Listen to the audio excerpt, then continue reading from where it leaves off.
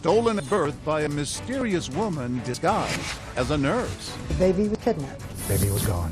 Then, suddenly, 14 months later, he's found. Or is he? This is my life, and this is my only shot at solving these mysteries. Barbara Walters with a 50-year-old case that suddenly turned red hot. This couldn't be an easy case, could it, Barbara? A grown man's obsession with finding out if he's the real baby Paul. Hundreds of new leads pouring in. The crib was over by the window. DNA clues, stunning age progression images. If he's not the real Paul, is this man? It's ghostly to see it in person. And finally, the shocker that changes everything. Do you know who stole this baby? Yes, my mother. Is there finally an answer? Who was really stolen at birth? Welcome to 2020 on ID. I'm John Quinones. It was a story that made sensational headlines. A day-old baby snatched from the maternity ward. His parents overwhelmed. Reporters outside their home. A letter from the Pope. And police and FBI agents searching for their lost son. Then, more than a year later and hundreds of miles away, an answer to their prayers. A little boy was found abandoned. The FBI said they believed he was the missing child. But was he? 50 years later, that boy, Paul Franzak, says the FBI had it all wrong. And with the help of ABC News, a new search was launched. Barbara Walters first unraveled this mysterious tale in 2013. And there may finally be an answer to the question, who was stolen at birth? I want to show you some photographs. Looking at old family photos with Paul Franzak is a strange experience because the baby in his baby pictures is not him. How do you feel when you see this picture? I feel like I want to find him and hug him and make sure he's okay. Paul has a wife, Michelle, a daughter, Emma, and a fish named Blue. Say hello, Blue. A perfectly ordinary life. The problem, as he recently discovered, it is not his life. This mystery, born of a terrible crime, was supposedly solved nearly 50 years ago. But today it is a paradox, so strange, even his name is not his own. Who is Paul Franzak? That's what I hope we can find. The crazy, amazing story begins with a villain, an evil woman dressed in white, and a baby stolen at birth, half a lifetime ago in 1964. Lyndon Johnson was in the White House, leading a nation still reeling from the assassination of President Kennedy. A young journalist named Barbara something or other was breaking into television, appearing on the Today Show. And the original boy band was shaking up America.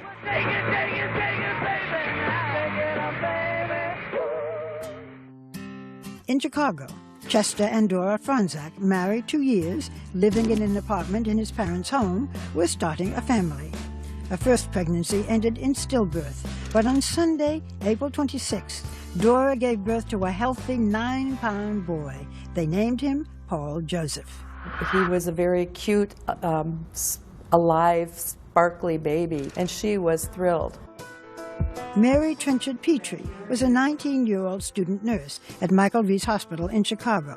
She was in the maternity ward with Dora Franzak the day after her delivery. That whole thing is like a movie in my brain. I see myself in my uniform and as a student nurse. I see the joy that was when they brought the baby to her the first time, how thrilled she was. But soon the thrill and the baby would be gone. It was the last time Dora Franzak would hold her son. Earlier that day, a woman dressed like a nurse, all in white, had come into her room. She looked at baby Paul and left without a word. The woman had been seen elsewhere in the maternity ward several times that day and the day before. No one questioned her or raised any alarm. Former FBI agent and ABC consultant Brad Garrett has looked into this case for us. My sense is she was looking for what child she wanted to take. That afternoon, the woman in white returned to Dora Franzak's room. As I was leaving the room, a woman came into the room. This time, she did more than just look. And did Mrs. Franzak give her her baby? The woman said to her, the doctor wants to see your baby. And she said, oh, okay, and handed the baby to her. The fake nurse was able to whisk Paul Franzak out of the maternity ward, down several flights of stairs, and out of the hospital.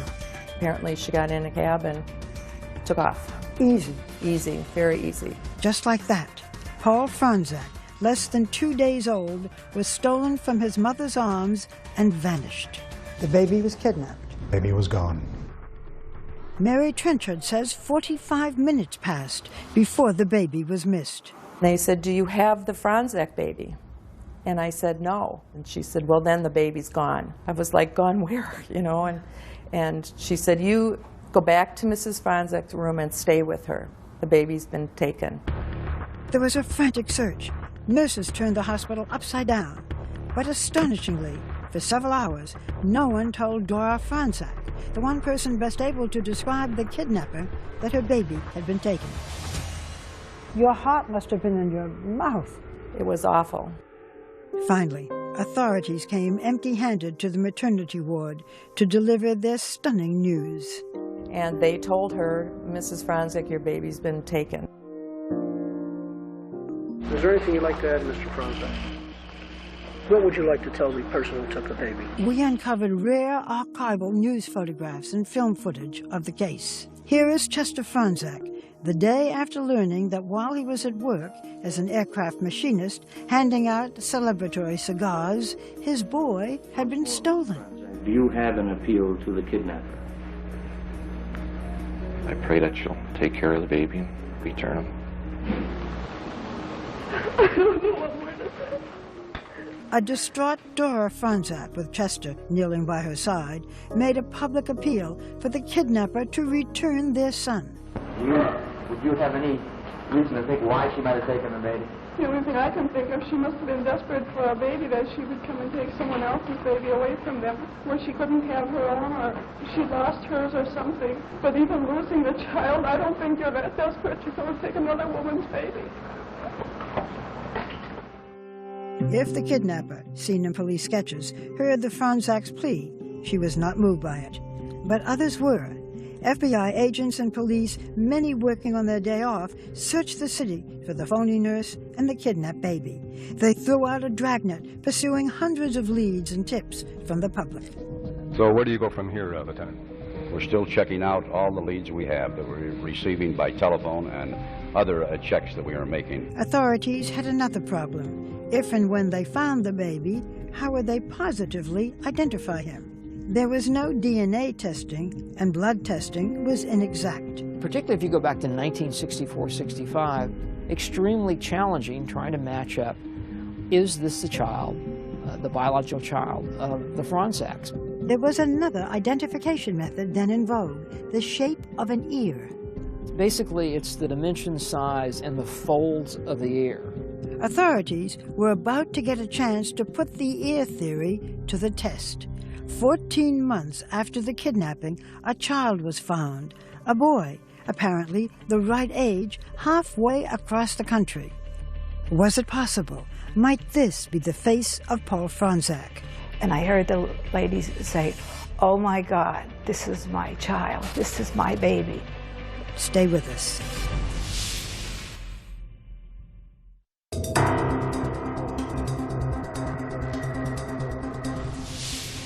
It was the biggest kidnapping since the Lindbergh baby. Paul Franzak, stolen at birth by a fake nurse. His angelic face peering from the front page was the last anyone had seen of him. Left behind were an empty crib and 2 broken hearts. A year passed, and then one day their phone rang. 800 miles away in Newark, New Jersey, a boy had been found. The FBI contacted my parents and said, "We think we found your son." So my parents had to drive to New Jersey. And they said, "This is our baby. This is Paul. We recognize him." Yes. Whoever abandoned the baby had dressed him up, wheeled him to a department store in a new stroller, and walked away. You have someone who places a child in a place that's going to be found and found quickly. So it's not somebody that wants this child to die or be harmed in any way. This is a picture of you when you were found in Newark after you were abandoned. So how do you feel when you see yourself? That's my first baby picture. That's all I have so far. This is it? That's it. This is the boy New Jersey authorities called unknown male number 1 in the arms of a nurse from a Newark hospital. Somebody wheels a stroller, puts you here, walks away. And never looks back. And never looks back. It's crazy. We return to Newark, New Jersey with Paul Franczak, back to the very place where someone left him sitting in a stroller 48 years before. Is it emotional for you to be here? It is. I feel eerie. I feel anxious. I feel excited. I feel sad. All those things. Paul Franczak, back on a New Jersey street, a crossroad in his life. So I wish these walls could talk. You know, maybe we could learn something.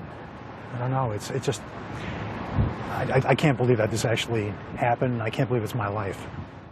New Jersey authorities temporarily placed the abandoned boy with an unidentified family. That period was a mystery until Janet and Gracia came forward.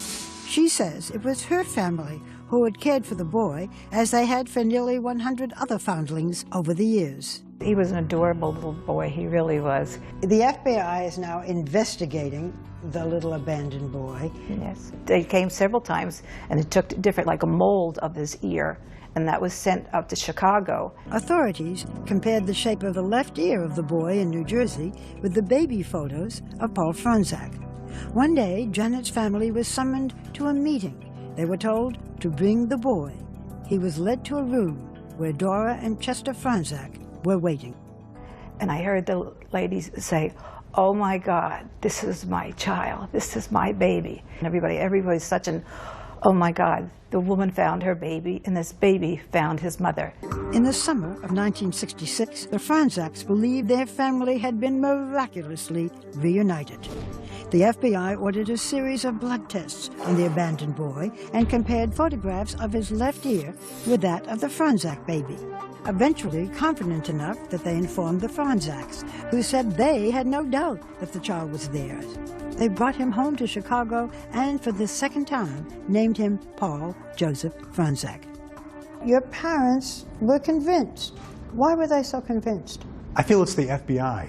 The FBI is like the epitome of authority, and when they say, "This is your child," I would believe them. That's it. And that ended the search. Yes. At that point, everyone stopped looking for Paul Franczak.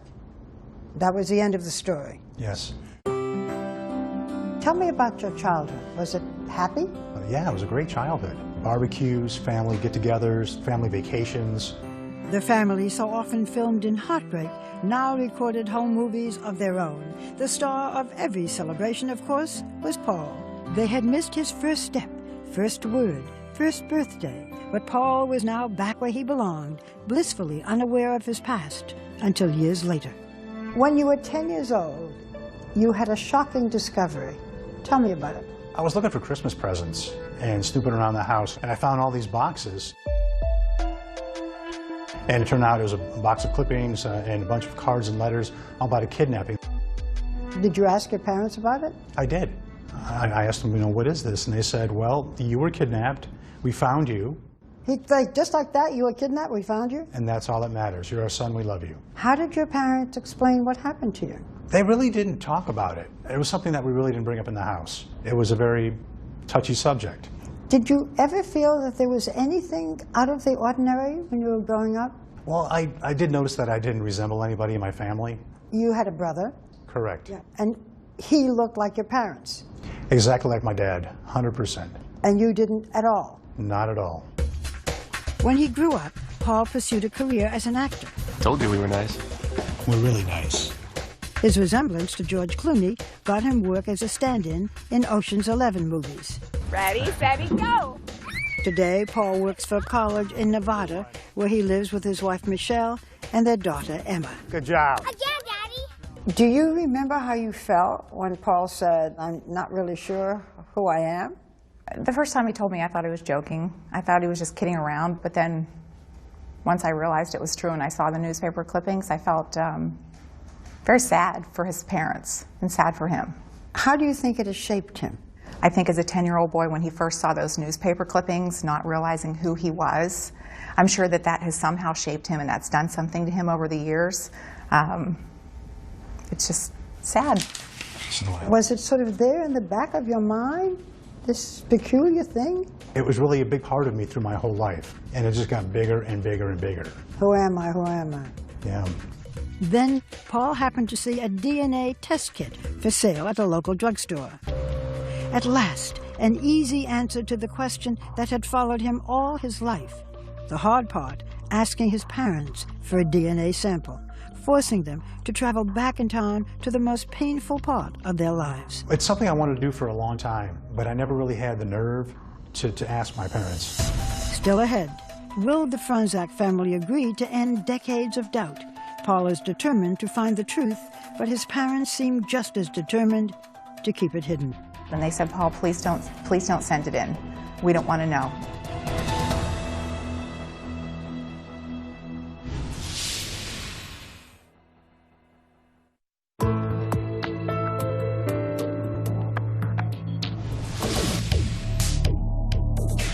From his home in Las Vegas, a city defined by luck and loss, Paul Franzak took the biggest gamble of his life. After decades of wondering, of suspecting that he might not be the baby stolen from his mother's arms, he asked his parents for samples of their DNA. I think I got him off guard a little bit, because I mentioned to my mom, did you ever really wonder if I was really your child? She said, yeah, we thought about it. I said, well, what if we can find out a way? And they said, well, yeah, we'd like to know. And then I went and got the DNA kit, and it was all done in 5 minutes. But later, second thoughts. Were you ready to handle whatever secrets might come out? Yes. Were your parents ready to handle the secrets? No. They called me and they said, we don't want you to have that test done. And if you do it, we don't want to know. I had the packet ready to go on my desk in my house for about 3 weeks.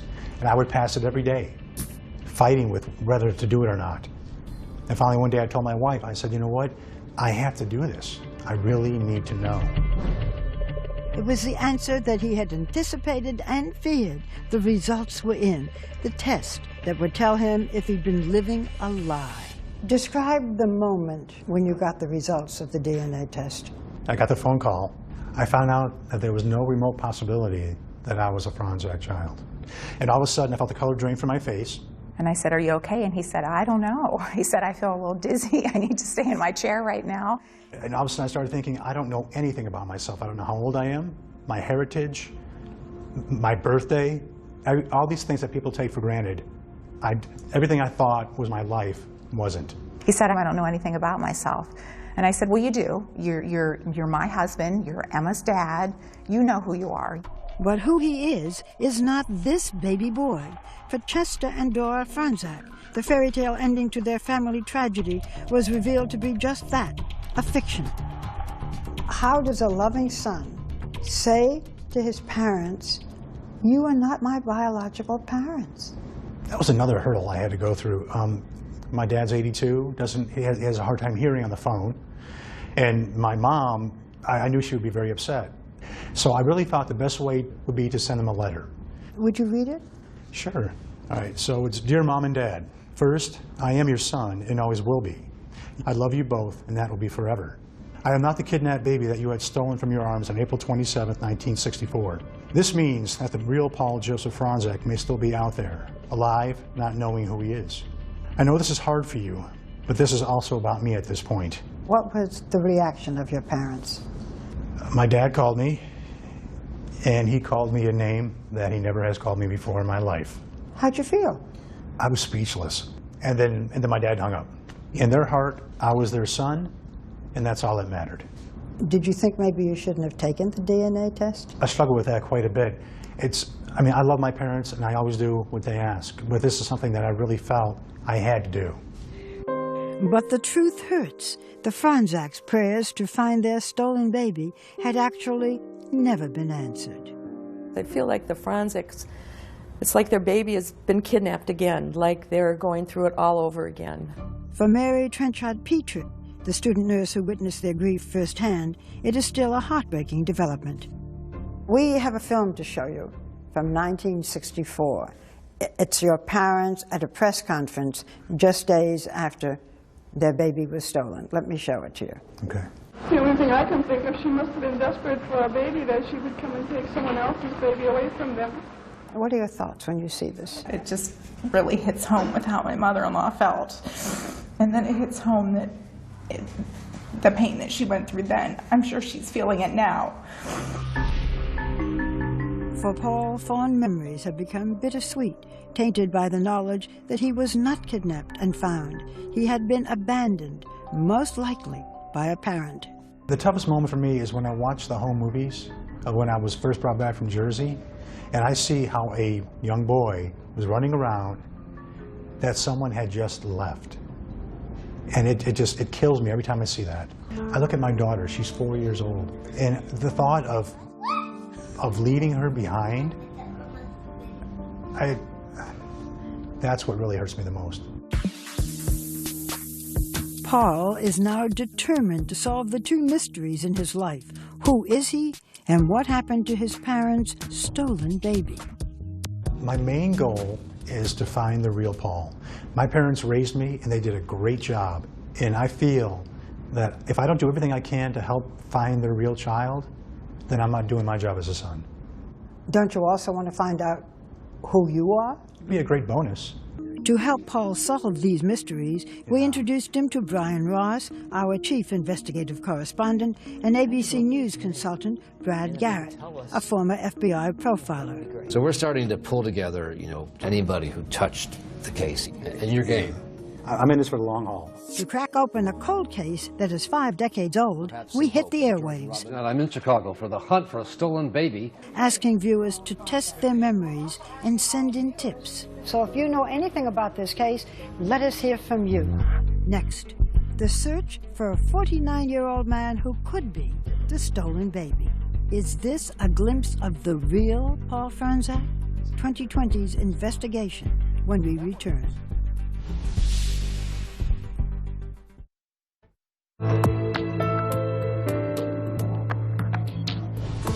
For decades, Paul Franzak had harbored doubts about whether he was really the baby stolen from a Chicago maternity ward some 50 years ago. And DNA tests had finally proved he was not the real baby Paul. But if not him, then who is? And who are Paul's true birth parents? ABC News chief investigative correspondent Brian Ross stepped in to help him find out. When we arrived in Chicago, the case was as cold as could be in a city notorious for its Lake Michigan wind chill. The hospital on the south side where Paul Franzak was stolen has been shuttered, its records long gone. Do you have any further clues? No, sir, not at this time. And the key detectives, even most of the reporters assigned to the story back then, are all dead. But there is one clue, and really only one clue left. This hospital photograph, taken the morning the baby was stolen, at a day and a half old. So that's how we began our investigation, with artists at the National Center for Missing and Exploited Children, trained in criminal forensics, who create what are called age progression images. Steve Lofton runs the unit. We've had good success, especially with the long-term missing kids that have been gone 10 years or more. What was the challenge when you got the assignment with Paul Franzak? Obviously, being an infant, that was the only picture we had available, and it was the awkward angle of that image. Artist Colin McNally was assigned the task. Working from family photos of Paul's parents and brother, it became a kind of jigsaw puzzle, fitting distinctive features from each of the family members into a blank face. And then, for the first time, what the real Paul Franzak could look like, 49 years in the making. From blank face to a handsome man in a dark shirt who was stolen from his mother's arms and does not know it. I feel good about it. I think it is in the ballpark, yes, sir. That if he's alive, there's someone who looks like that. Yes, I would bet on it. The last known sighting of the baby and the kidnapper was at this intersection in the Chicago neighborhood of Bridgeport, where a cab driver told police he had dropped them off after picking them up at the hospital. The search went on for days in 1964. Hundreds of police officers and FBI agents were involved. And our consultant, former FBI agent Brad Garrett, says it is likely the kidnapper had some ties here, given past infant abduction cases. They tend to be from the community where they take the child. So we did our own door-to-door canvas with the image from the Center for Missing and Exploited Children and another one produced by artists commissioned by ABC News from the Michigan firm Fojo.com. Some of the old-timers in Bridgeport remembered the case. I do remember that baby being stolen. You don't recognize these pictures. But that was about all.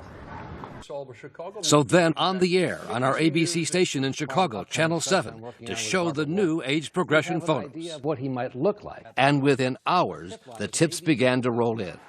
One viewer said the stolen baby was a Chicago fireman, and we'd find him at this station house on the south side.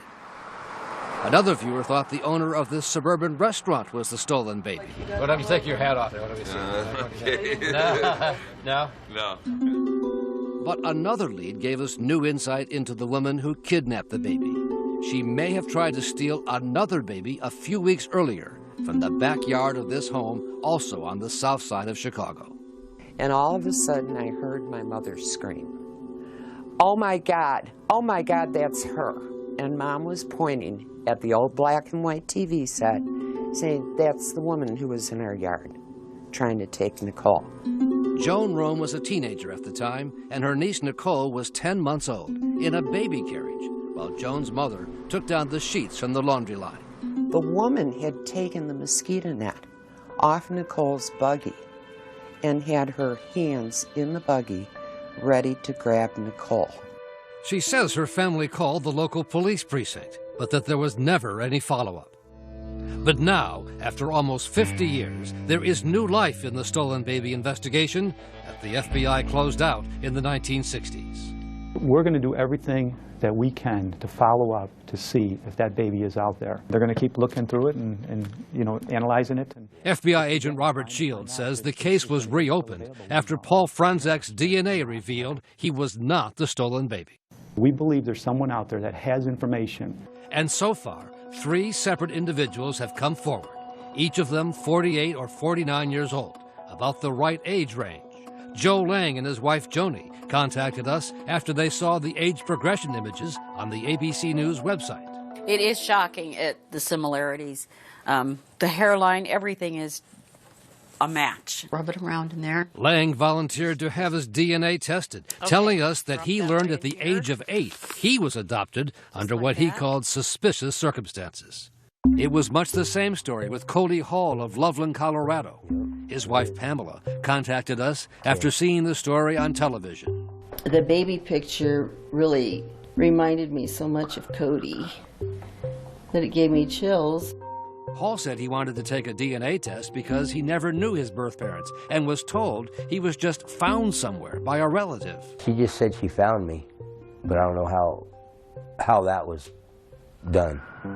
And then there is David Fisher, who lives outside Fresno, California. I do believe there's a chance that I am the stolen baby. As he provided us with his DNA sample, he told us how his wife and children saw the ABC News stories. And when they saw the picture pop up, they said, Dad, that looks like you. And when his family added facial hair to the age progression images, there was a distinct resemblance. I was totally shocked when I saw the resemblance. If I had no mustache, it would be me. Despite the similarities, none of those 3 was a match for the missing baby. Then Paul Franzak visited Barbara Walters on The View to cast an even wider net for our search. So tell us what your quest is. The main quest is to find what happened to Paul, because a tragic thing happened to my mom. Paul Franzak, the real baby who was kidnapped. And a viewer thought she knew the solution to this 5 decades-long mystery. A friend of hers in Dallas by the name of Sam Miller. There she sees this picture come up on TV, and she called me. She goes, "You're going to think I'm out of my mind." This is the picture? Yes. It's ghostly to see it in person that large. Yeah. Not only does Miller look a lot like one of the age progression images we had produced, but look at the baby pictures. It looks like me, and it looks like my son. Miller, a 49-year-old Microsoft executive, is the right age to be the stolen baby. Grew up in a suburb outside of Chicago and did not learn he was adopted until doctors told him his kidney disease had taken a serious turn for the worse. He called a cousin for information about the family's medical history. I'm end-stage renal disease, and I need a kidney. She started the sentence with, "What kidney disease? You mean you don't know you're adopted?" So for Miller and his wife and 2 children, the prospect of finding his real family could be a matter of life and death. So here I am, and hope that I'm able to find a kidney, find my family, and go on with my life, because I'm kind of near the end. Miller was eager to provide swabs with his DNA sample to be tested and made contact with the FBI. This must be quite an emotional moment for you. I look like that guy, and I have no idea where I came from. And then, as Miller was showing me pictures from the family album, Corinne Mosak, my mother, the phone rang in the kitchen. It was the call he had been waiting for. This is Sam. The phone call that would resolve it all.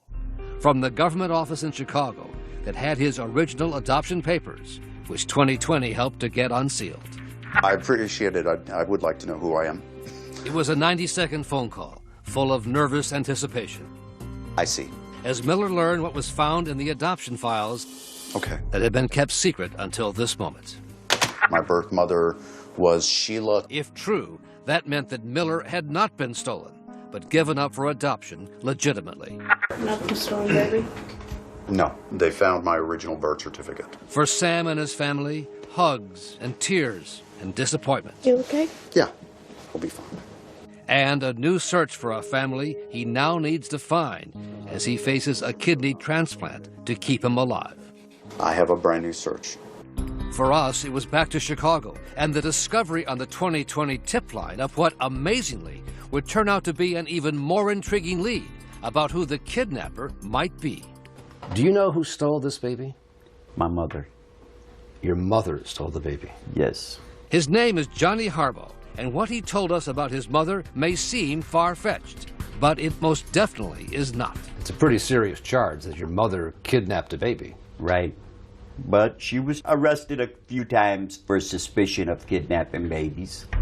His mother's name was Linda Taylor, a notorious figure in Chicago in the 1970s and 80s, dubbed America's welfare queen and vilified by President Ronald Reagan. Her name is Linda Taylor. The Illinois Legislative Advisory Committee on Public Assistance investigated.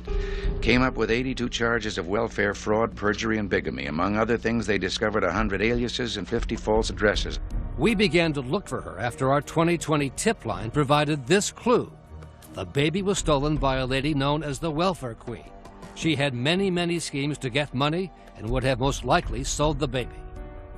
Linda Taylor died in 2002, but we found her son living in a Chicago suburb, prepared, he said, to finally tell what he knows about his mother and the stolen baby. Did he have a name?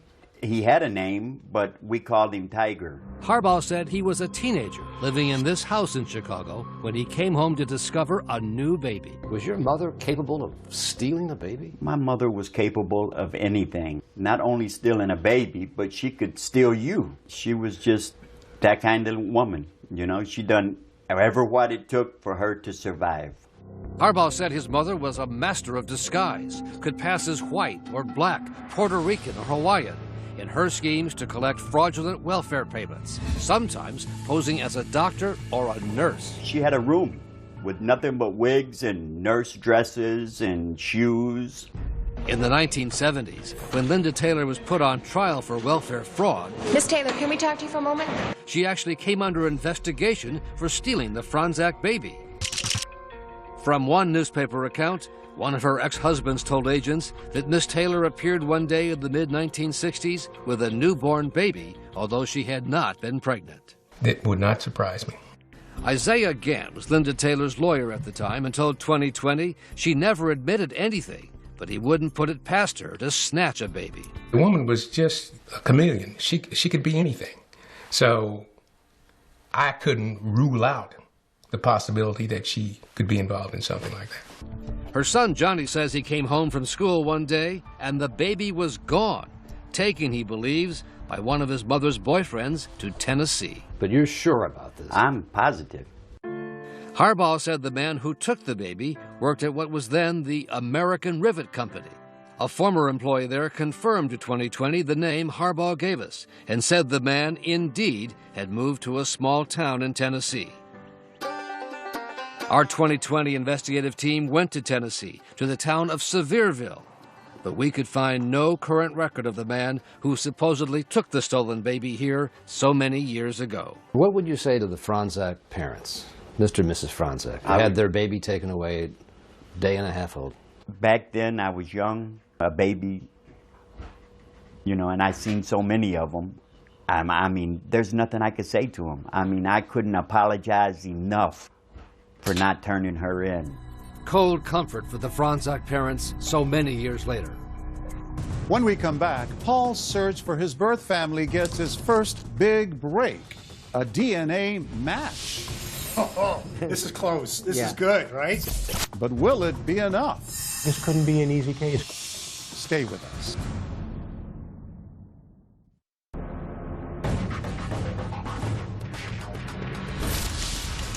For Paul Franzak, a mission has become an obsession.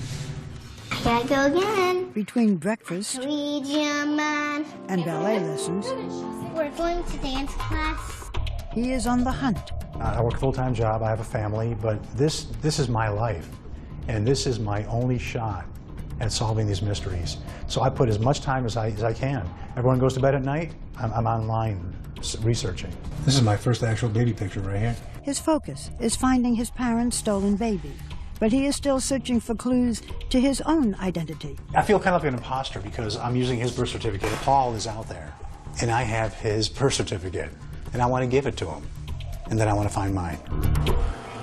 Desperate to find any connection to his biological family, Paul sent DNA samples to 3 genealogy sites, 23andMe, Family Tree DNA, and Ancestry.com. We took the sample that you gave us, and we put it on a chip. What that does is it gives us a unique DNA signature that only you have. So we compare your DNA to DNA from populations all over the world. So you're kind of like CSI, but you work with DNA. It's family history. The results were Paul's first indication of who he is and where he's from. There were surprises about his ethnic roots. You are 37%, according to our analyses, of European Jewish descent. Wow. Is that new? Well, I was raised a Roman Catholic. Well, so this is interesting. So now I've been twice baptized, and I'm actually Jewish. So it's kind of cool. I have to learn a whole new religion now.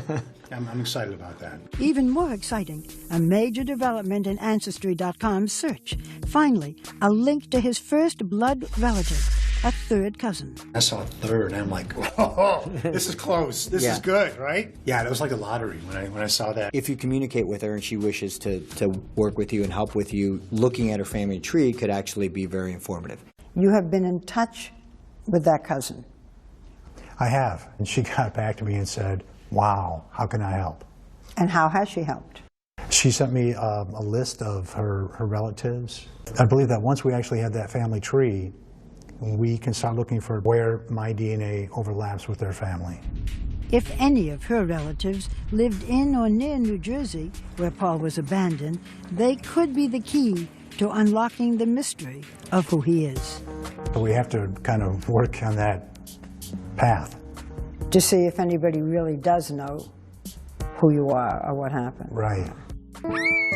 But then another step, make that a leap closer. Paul got another match on Ancestry.com, this time a possible second cousin. Finding a second cousin match is substantially better than finding a third cousin match. For C.C. Moore, a genetic genealogist helping Paul with his case, it was a eureka moment. I was extremely excited. I thought we might be able to have a very quick resolution to this case. That cousin's name, Alan Fish, a 57-year-old from New York. A second cousin could unlock the mystery. Alan and Paul's parents could be first cousins, their grandparents siblings. But there is one ironic obstacle. Turns out Alan was himself adopted, so just like Paul, he was searching for his biological parents. To find that his closest match turns out to be adopted was just unbelievable, incredibly disappointing. This couldn't be an easy case, could it, Barbara? No, exactly. A setback, and then a tragedy. days before Alan would see court records revealing details about his birth mother, he died of a sudden blood clot. Alan's children and widow Randy are determined to carry on Alan's search and to help Paul with his. Nice to meet you. It's nice to meet you. We know this must be very difficult. Yes. In this very sensitive time, you still came in to meet Paul and help him on his journey. Yes. Why did you want to do this? All 4 kids at the same time said they want to honor Alan's memory and finish this. He was so excited to meet you. You know, to have this happen, my father passing away just days before he meets him, it's just surreal. I can't believe it. Was your husband very curious about Paul? Yes. What did he want to know? He wants to know everything about him. This is amazing, and thank you for continuing this, because it's going to be an interesting journey. Yes. The next step in that journey, tracking down Alan's birth mother. With 2020's help, the family got her name. Age 16, born November 18th, 1940. If found, she would be Paul's closest relative so far. Paul's hope is that every clue brings a tragic mystery closer to being solved. Look at all these people. This is all your family. Are you getting to be more hopeful that you'll find out who you are, who Paul Franzak is, the whole story? If it's possible to be more hopeful, because I'm really a hopeful guy. Yeah. And I still think we're going to solve both these mysteries. Wouldn't that be great? Yes. It's going to happen. With the help of Cece Moore and her team, Paul Franzak did eventually learn the name he was born with and the identity of his birth parents, both of whom are now deceased. He also learned he has a twin sister, but as of 2016, her whereabouts are unknown. Meanwhile, the FBI search for the real baby Paul remains open. And as for Sam Miller, who looks so much like the age progression drawings, he was able to find a donor and received a kidney transplant. I'm John Quinones. Please join us next time for another edition of 2020 on ID.